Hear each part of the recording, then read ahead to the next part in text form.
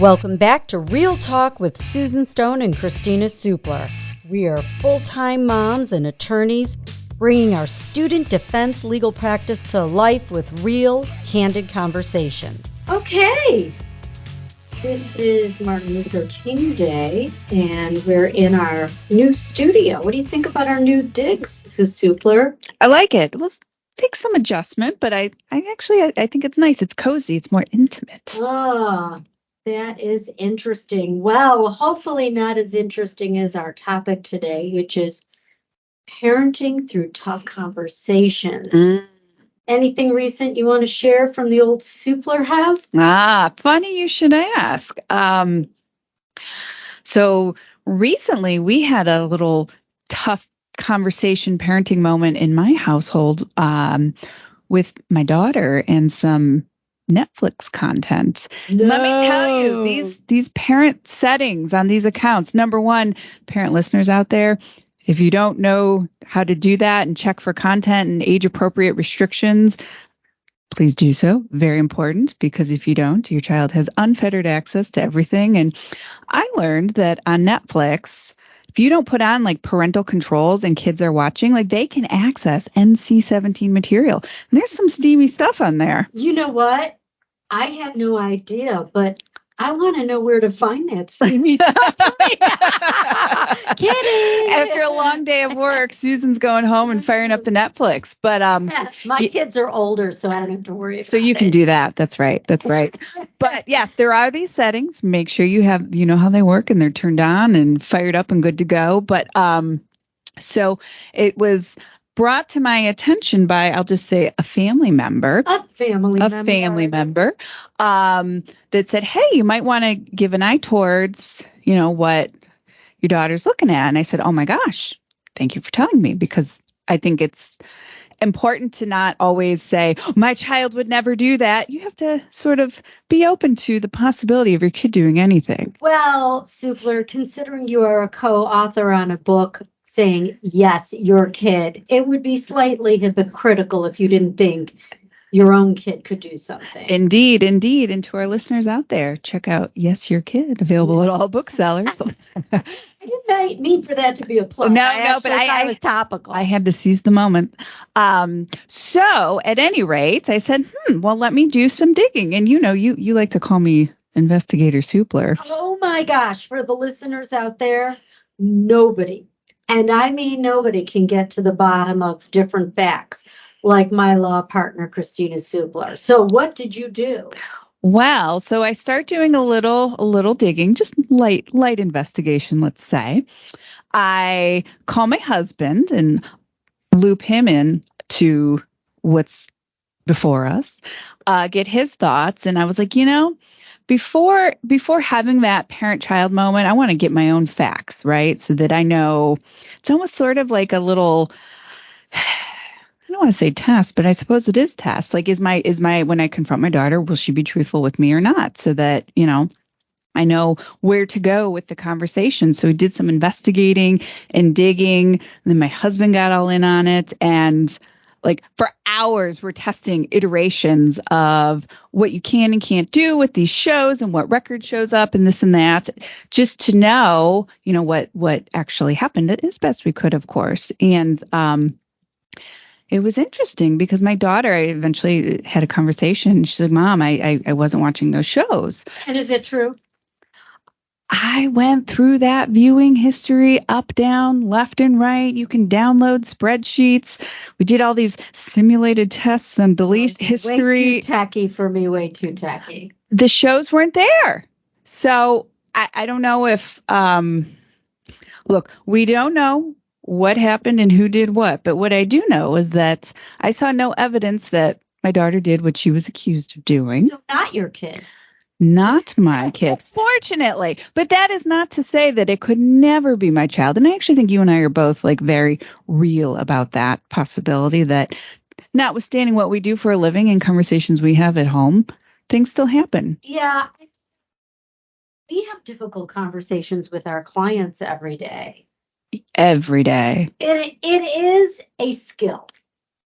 Oh, absolutely. And I would say it's a skill that requires cultivation over time. It's a skill you improve with experience, which is true of most things. But tough conversations, you get better at having them, but they don't ever really get easier. No, it's not fun, but here's the deal.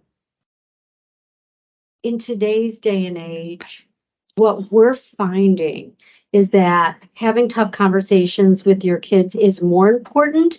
And at the same time, we're seeing a lot of conflict avoidance, and it's creating bigger issues.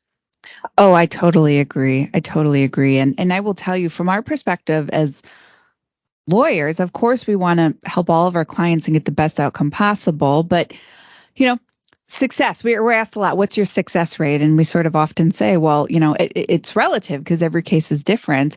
And the reality is that you can't always have a perfect outcome in every case. But the cases that hurt the most are the ones when we look at each other and we're like, oh, this didn't have to happen this way. I agree. And when we talk to parents about why have the tough conversation? Because let's face it, nobody likes to confront their kid.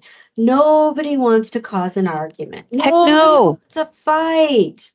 No, you want to have nice, fun conversations about what are you getting for dinner and what's going on at school. But the reality is these tough conversations are so important because really at any age, they're essential for helping, I think, keep your child safe, even when your child's a young adult. What I find is even when you're getting pushback from a particular child, they still hear you. Oh, absolutely. I totally agree. They hear you. And I think there's also just a component of sort of communicating to your child that you care and, whether it's just that you want to see the best for them in all ways. And it's okay to make mistakes. It's okay to be curious, but you just have to be smart about the choices you're making. And you know what? Kids need to know where their parents stand on issues. Oh, I totally agree. And, that's a tough one in this day and age because I think that, we're in a country that's so divided and there's all these political issues, cultural issues, religious issues. I mean, you name it every day. There's some very hot ticket controversial thing on the news. But I think it's so important as our children are being, bombarded with content from TikTok and who knows where else, that they know what their parents think, that they know, like, my mom and dad say that's important, or my mom and dad say that that's really dangerous. It's just giving some structure to your kids. Talk about how to have a conversation, because you know what? We know how students behave when confronted, and we're not going to sell you the bull that it's going to go swimming. This isn't a sitcom. Life is not a sitcom. So you might have pushback. You may have a temper tantrum. I've heard even of situations where things have gotten physical between parent and child. Things can go really wrong. Oh, I believe it. Yeah. I believe it, especially with teens and when there's hormones and angst and rage about life being unfair. Absolutely. So when you're going to have a conversation, I think first pick time and place. Yeah. So what do you think? What are your preferred times and places? It's hard. First thing, I'm a working mom. Mm-hmm. So I can't do after school. That's not realistic for me. Right. Ideally, that really is the best time, right when they get home from school. Well, depending on age, though. I don't know. If your kids are younger, if they're older, they probably have sports or a job or other stuff after school. But I hear you. I like where they're a captive audience. Mm-hmm. So ideally, again, the car is a great place because where are they going to go? I agree with that. The car is a great place.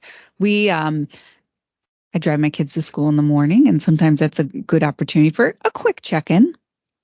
It's a short drive, but a quick check-in. Yeah, nothing wrong with that. But again, I now have older kids. Well, I have 2 grown kids and 1 left. But so I don't really get once they start driving, you're not going to get that anymore. I think at night you just pop in their room, knock on the door, come in, and you dig in. And it's got to be organic sometimes too. As things come up, that you hear about, whether it's bullying or peer pressure, drugs, mental health, sexting. I mean, the topics are endless. So let's do a hypothetical. Sure. You get a question. Yeah, there's buzz about sexting in your child's school. Let's keep this high school. You're hearing rumors from other parents, maybe like, I don't know, some online parent group, because actually learn a lot in those parent groups online. And there's talk about nude images going around the school. Would you bring that up? And like, how would you go about having a conversation to make sure that it's understood that sexting is a no-no?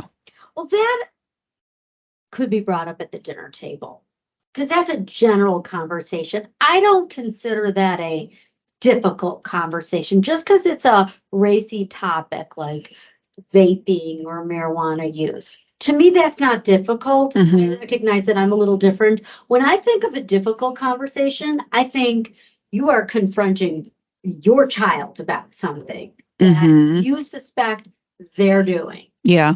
General topics are important and hopefully can pave the way to not have a difficult conversation. But a difficult conversation is, I think you're drinking with your friends.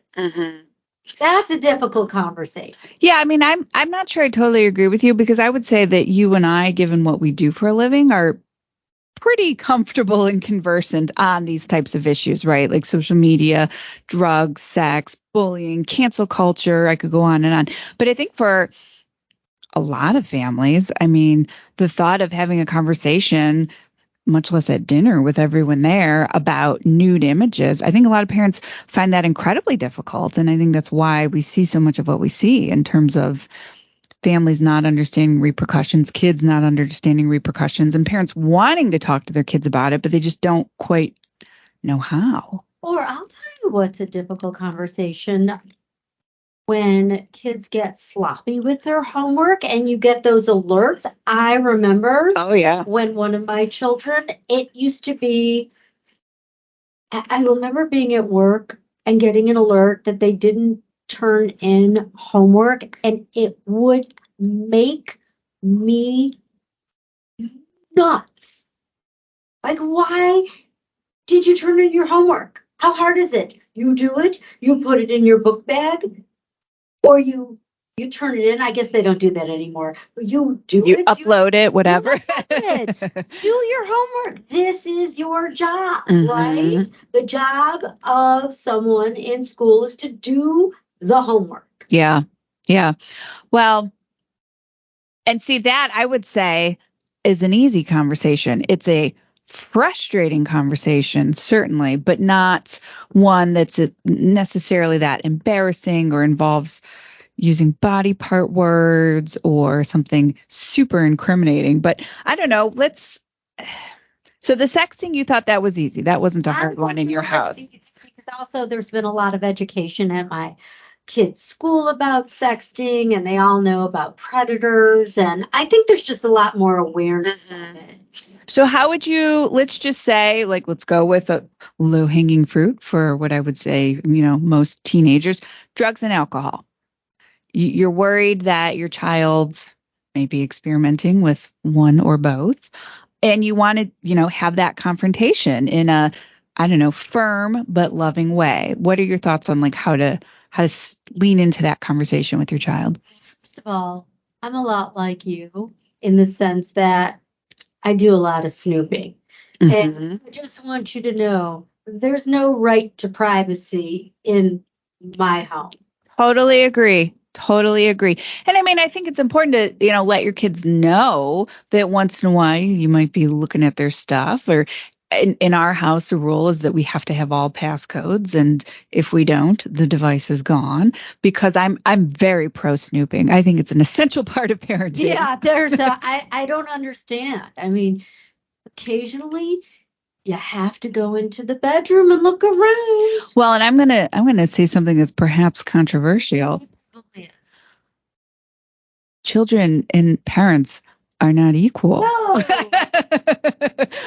At the risk of sounding old-fashioned, I'm going to say my house, my pocketbook, my rules. And so I think that, look, I think it's an interesting theoretical conversation to talk about, kids and their right to privacy. But in my mind, the reality is if you have questions or concerns or doubts, look at the device. I think it'll go through the bedroom. I don't see a problem with that. I don't.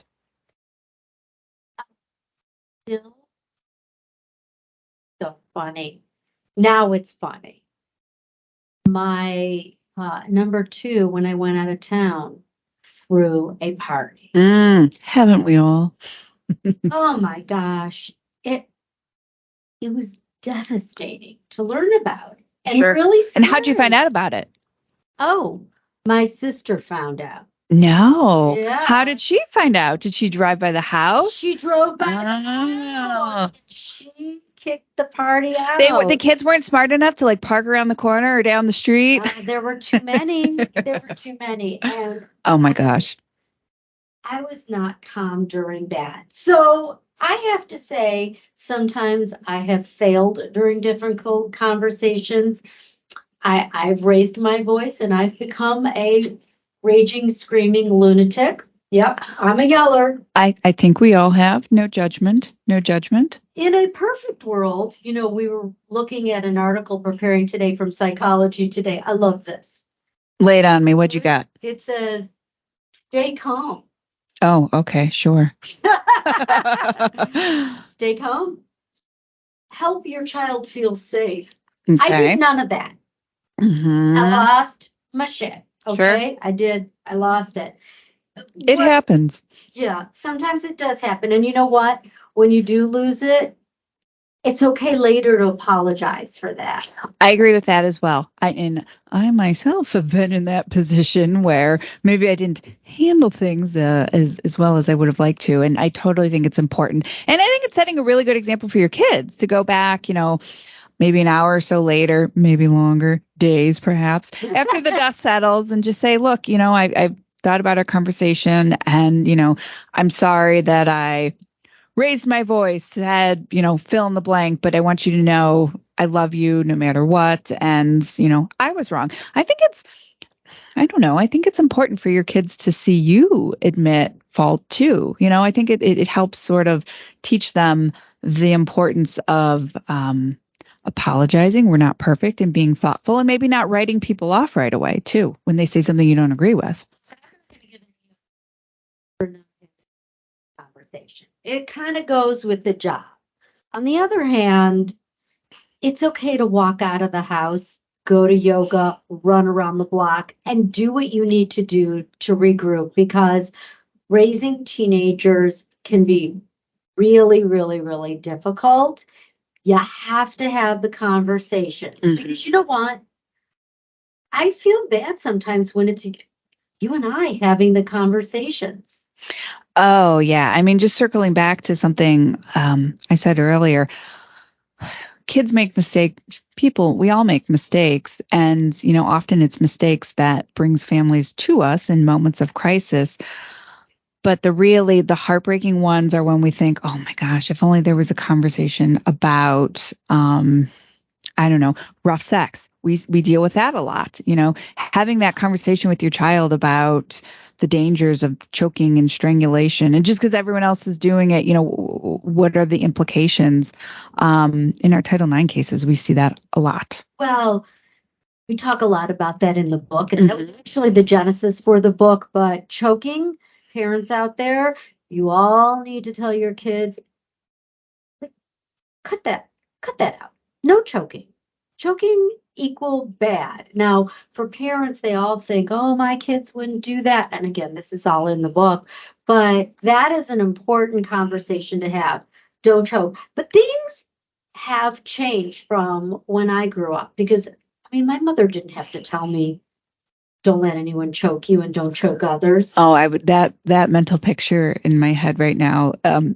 Having met Susan's mother, I'd love to envision this conversation. My mom was like, don't get pregnant. Sure. And I think that's by and large the conversation in my house as well. We're different generations, but it was still sort of that construct that, the worst thing that could possibly happen or that could, go wrong was unplanned pregnancy. And become a pothead. That was a big one. Sure. Yeah. But parents, today the stakes are higher with fentanyl. I mean, you really cannot make it. I remember we did a podcast with Birdie Light. Yeah, that organization that is promoting education about the fentanyl test strips. Super important thing to be aware of. So let me ask you this: you're trying to have that conversation, and your child is walking away saying, "Mom, stop! I know this. Oh my gosh, leave me alone." That's okay. What do? Do you leave them alone? Yeah. What are you going to do? Follow him in the room screaming like a lunatic? No, it's okay. They hear you. Well, that's what I think as well. And again, I mean, our kids are different ages, but I do think that at all ages, kids are listening. They're like little sponges absorbing. And, even if they pick up a little shred of what you're trying to instill in them, I think something will land and hopefully achieve the, intended effect. I do want to kind of recap and conclude one thing. Just because you have a conversation, we're not God, okay, as parents. What do you mean by that? Meaning you can't necessarily stop something from happening. Sure, right. It can happen with a conversation. It can happen without a conversation. But at least if you've done your level best, it will help later with parental guilt. At least you can say, I tried, man. Yeah, parental guilt. That's an interesting one because I experience it personally. I think we come across it in our jobs every day. And yeah, I think that, my goal is to not parent for my own selfish purposes, like so that I don't feel guilt. But at the end of the day, let's be honest, life is hard. Life is unpredictable. We can't protect our kids from everything. And so hopefully we can at least arm our kids with information to make good choices. And I'll tell you what, wouldn't you as parents rather have the difficult conversation than have to hire two lawyers who are complete strangers, be the first ones to talk to students about the fact you drink too much? You're engaging in dangerous sexual behaviors. You're putting yourself in a bad situation at school with cheating. Yeah, right. We've had don't use that chat GPT. Oh, but it's just there and it just spits it out beautifully. Yeah, it's a ticket out of college. You know that. Sure is.